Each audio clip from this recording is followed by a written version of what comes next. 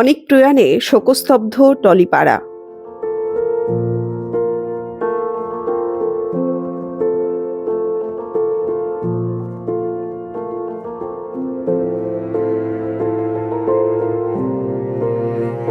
তবুও শেষকৃত্যে নেই অনেকেই।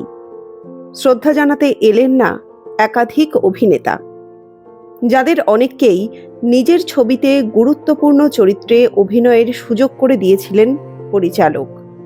তবুও অনুপস্থিত অনেকেই। যদিও শেষকৃত্যে পরিচালককে শ্রদ্ধা জানান অভিনেত্রী তথা বিজেপি বিধায়ক রূপা গঙ্গোপাধ্যায়, অগ্নিমিত্রা পাল।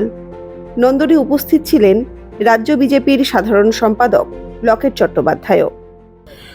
অনিক দত্তর মতো অনেকেই আরও পরিচালক যাদেরকে এখানে আনা হয়নি শেষ শ্রদ্ধায়, মানে অনেককেই কিন্তু এখানে করা হয়নি, যেটা উনিও জীবদ্দশাতেও ওনাকে সহ্য করতে হয়েছে। আমি জানি হয়তো অনেকে বলবেন এই প্রশ্ন এখানের জন্য, কিন্তু করতে হয়, বলতে হয়।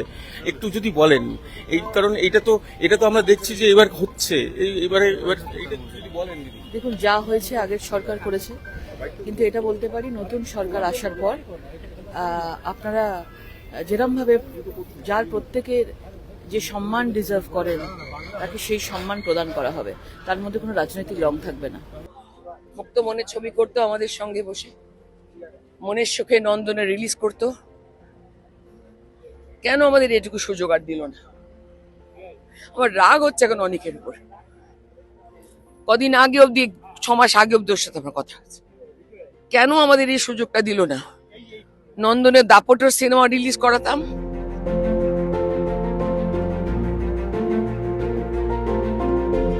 পিস ওয়ার্ল্ড থেকে নিয়ে এসে প্রথমে নন্দনে অনুরাগীদের শ্রদ্ধা জ্ঞাপনের জন্য শায়িত রাখা হয় তাঁর নশ্বর দেহ।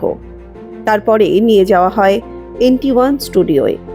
সাধারণ মানুষ থেকে শুরু করে পরিচালকের সতীর্থ এবং সহকর্মীরা শুক্রবার শেষ শ্রদ্ধা জানান তাঁকে।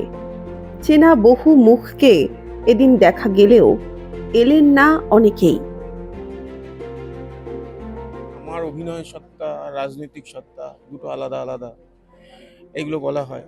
তারপরে দেখা যায় যে ধরো অপরাজিততে এমন একটা ভালো রোলে অভিনয় পাওয়ার পরেও তাকে শেষ শ্রদ্ধা জানানোর আশাটুকু নাম না করেই বলছি।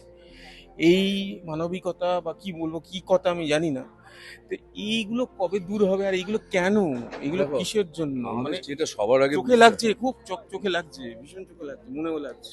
তাদেরকে যেটা বুঝতে হবে সেটা হলো সবার উপরে মানুষ সত্য, তাহার উপরে নাই।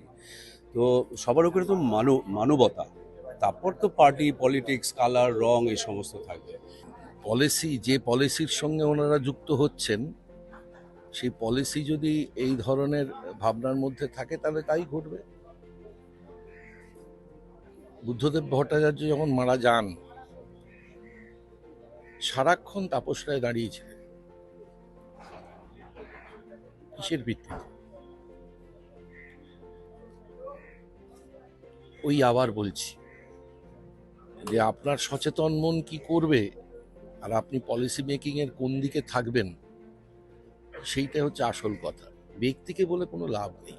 মানুষকে সবসময় ভেবে কাজ করা উচিত। আমি রাজনীতি করি, সেটা আমার পার্সোনাল এজেন্ডা, কিন্তু অ্যাজ এ শিল্পী সেটা আমার প্রফেশন। আমি মানুষ হিসাবে সেরকমভাবেই সমাজে পরিচিত।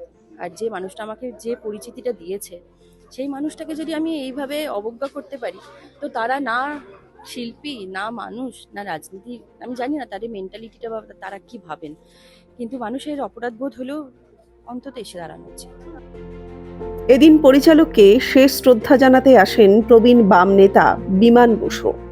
বললেন, অনিক দত্তের চলে যাওয়া বাংলা চলচ্চিত্র জগতের কাছে বড় ক্ষতি। অনিক দত্ত তিনি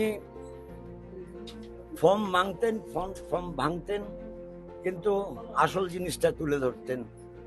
ফলে তার চলে যাওয়াটা বাংলার শিল্পের, চলচ্চিত্র শিল্প নয়, শুধু শিল্প জগতেরই বড় ক্ষতি।